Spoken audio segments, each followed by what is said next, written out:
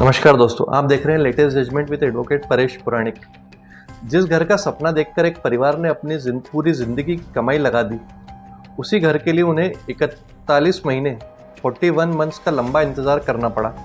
और जब आखिरकार घर मिला तो बिल्डर ने माफ़ी मांगने की बजाय उल्टा उनसे 78,000 रुपये की पेनल्टी वसूल कर ली। लेकिन फिर मामला पहुंचता है कंज्यूमर फोरम में, और जो फैसला आया उसने करोड़ों होम बायर्स के अधिकारों को एक नई ताकत दे दी।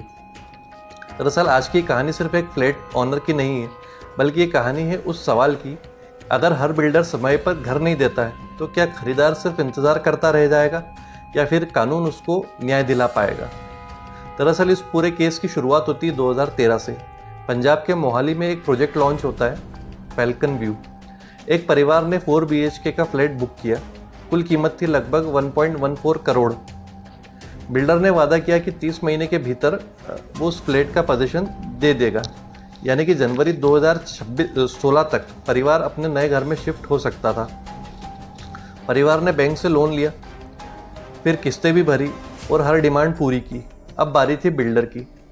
लेकिन यहीं से शुरू होती है परेशानी, क्योंकि महीने गुजरते गए, फिर साल गुजरते गए। जनवरी 2016 भी निकल गया, 2017 भी निकल गया और फिर 2018 भी निकल गया, लेकिन फ्लैट तैयार नहीं हुआ। और परिवार बार बार पूछता रहा कि आखिर घर कब मिलेगा, लेकिन जवाब यही मिलता रहा कि थोड़ा और इंतज़ार कीजिए। सोचिए, जिस व्यक्ति ने करोड़ों रुपए का घर खरीदा हो और किराया भी, उसकी मानसिक स्थिति का आप अंदाज़ा लगा सकते हैं। जब मामला आयोग में पहुंचा तो बिल्डर ने कहा कि देरी हमारी गलती से नहीं हुई। उन्होंने कई कारण बताए। ज़मीन में ज़्यादा पानी था, डी वाटरिंग में 14 महीने लग गए, पंजाब में रेत और बजरी की कमी थी, हाईकोर्ट के आदेशों के कारण माइनिंग प्रभावित हो रखी थी, भारी बारिश हुई थी, ट्रांसपोर्ट की स्ट्राइक्स चल रही थी। बिल्डर का कहना था कि ये सभी जो है फोर्स मेजर परिस्थितियाँ थी जो कि बियॉन्ड कंट्रोल होती है। ये सभी घटनाएं उसके नियंत्रण से बाहर की थी। अब खरीदार का क्या आरोप था? खरीदारों ने एक और गंभीर आरोप लगाया। उन्होंने कहा कि जो बैंक लोन है वो जारी कराने के लिए बिल्डर को कुछ ज़रूरी दस्तावेज़ देने थे, लेकिन बिल्डर ने वे दस्तावेज़ समय पर उपलब्ध नहीं कराए। नतीजा ये हुआ कि लोन की प्रक्रिया लेट हुई और कुछ EMI का भुगतान भी देरी से हुआ।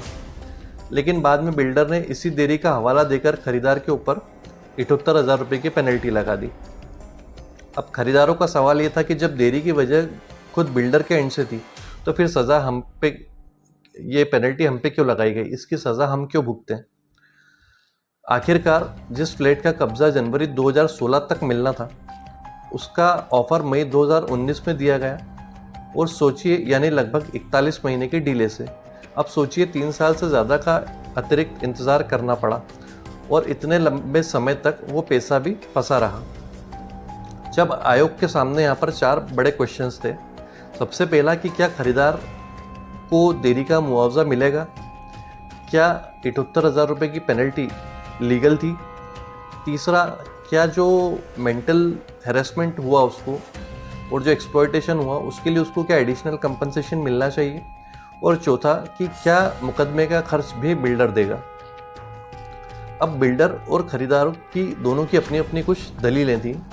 खरीदार ने यह कहा कि 41 महीने की देरी हुई है, उसको मानसिक तनाव झेलना पड़ा है, आर्थिक नुकसान भी हुआ है, कुछ अवसरों का नुकसान हुआ है, कुछ अपॉर्चुनिटी उससे मिस हो गई यहाँ उलझे रहने के कारण, और EMI और अन्य खर्च भी उसको उठाने पड़े, इसलिए उसको उचित मुआवजा मिलना चाहिए। वहीं बिल्डर का ये कहना था कि हमने पहले ही एग्रीमेंट के अनुसार मुआवजा दे दिया है। एग्रीमेंट में लिखा था कि देरी होने के ऊपर हर 10 वर्ग फुट प्रति माह का भुगतान किया जाएगा। हमने वो भुगतान कर दिया है, इसलिए अतिरिक्त राहत नहीं मिलनी चाहिए। अब सुप्रीम कोर्ट के कुछ इंपॉर्टेंट रेफरेंस थे। सुनवाई के दौरान आयोग ने सुप्रीम कोर्ट के कुछ इंपॉर्टेंट जजमेंट्स का यहाँ पे उल्लेख किया। सुप्रीम कोर्ट ने पहले कहा था कि यदि बिल्डर द्वारा तय किया गया मुआवजा यदि बहुत कम है तो उसे पर्याप्त नहीं माना जा सकता, लेकिन साथ ही खरीदार भी मनमाने तरीके से अत्यधिक ब्याज और मुआवजा नहीं मांग सकता है। अदालत को दोनों ही पक्षों के बीच संतुलन बनाना होता है। आयोग की कुछ इंपॉर्टेंट टिप्पणियां यहाँ पर की गई। यह निर्विवाद यानी यह अनडिस्प्यूटेड फैक्ट था कि कब्जे में देरी हुई है, पोजीशन नहीं मिला है। ये भी स्पष्ट है कि जो बायर्स थे उनको काफ़ी लंबा वेट करना पड़ा है, ये भी अनडिस्प्यूटेड था। लेकिन आयोग ने ये भी देखा कि शिकायत में खरीदारों ने जो राहत मांगी थी उसकी एक सीमा थी। इसलिए आयोग ने कहा कि मुआवजा शिकायत में मांगी गई राशि से अधिक नहीं दिया जाएगा। सबसे इम्पोर्टेंट हिस्सा यही था कि आयोग ने पाया कि जिस देरी के लिए खरीदार के ऊपर पेनल्टी लगाई गई है वह पूरी तरीके से खरीदार की यानी बायर्स की गलती नहीं थी। डॉक्यूमेंट्स की उपलब्धता और लोन की प्रक्रिया में बिल्डर की जो भूमिका है वो इम्पॉर्टेंट होती है। इसलिए जो 78,000 रुपये की पेनल्टी है उसको अनुचित माना गया। आयोग ने यह भी कहा कि यह राशि वापस की जाना चाहिए और सिर्फ वापस ही नहीं बल्कि 9% के इंटरेस्ट के साथ वापस की जाना चाहिए। फाइनली जो नेशनल कंज्यूमर डिस्प्यूट रिड्रेसल है उसने अपना ऑर्डर पास किया और जो बिल्डर खरीदार को जनवरी 2016 से मई 19 तक एग्रीमेंट के अनुसार जो देरी हुई है उसका मुआवजा देने का आदेश दिया गया। शिकायत में मांगी गई सीमा के भीतर अतिरिक्त राहत भी प्रदान की जाएगी और जो 78,000 रुपये की पेनल्टी प्रिसाइसली कहूँ तो 77,558 रुपीज़ की जो पेनल्टी थी वो लौटानी होगी ब्याज सहित 9% के ब्याज के साथ। और पहले जो 10,000 रुपये समायोजित किए जा चुके हैं उनका हिसाब अलग से रखा जाएगा। और बिल्डर को 1 लाख रुपये लिटिगेशन कॉस्ट भी देना होगी, यानी मुकदमा लड़ने की जो खर्चा हुआ है वो भी बायर को देना होगा। और 30 दिन की समय सीमा तय की गई। यदि आदेश का पालन 30 दिनों के अंदर नहीं होता है तो बाकी राशि के ऊपर 12% के हिसाब से इंटरेस्ट पेबल होगा। जिस केस को भी हमने डिस्कस किया इसका नाम था Amarjeet Singh Minhas and others versus Janata land promoters limited और डिसीजन की जो डेट है वो 21 मई 2026 है और NCDRC के द्वारा ये मैटर डिसाइड किया गया है। अब आम लोगों के ऊपर इसका क्या इम्पैक्ट पड़ेगा? देखिए, यदि बिल्डर समय पर आपको घर नहीं देता है तो खरीदार जो है वो कंपनसेशन डिमांड कर सकता है। बिल्डर अपनी गलती का बोझ बायर के ऊपर नहीं डाल सकता और यदि अनुचित पेनल्टी वसूल की गई है तो वो भी इंटरेस्ट के साथ लौटानी होगी।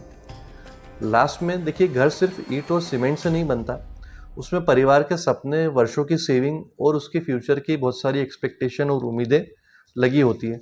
और जब कोई बिल्डर उन उम्मीदों को सालों तक यदि पूरा नहीं करता, डिले रखता है, पेंडिंग छोड़ देता है, तो फिर कानून जो है वो खरीदार को न सिर्फ घर बल्कि न्याय भी दिला सकता है। और अब आप लोगों से मेरा एक सवाल है कि क्या बिल्डरों पर देरी के लिए और भी सख्त आर्थिक दंड होना चाहिए ताकि जो लाखों खरीदार हैं उनको वर्षों तक अपने घर के लिए इंतज़ार न करना पड़े? आप इस बारे में क्या सोचते हैं? कमेंट करके ज़रूर बताइएगा। Thank you.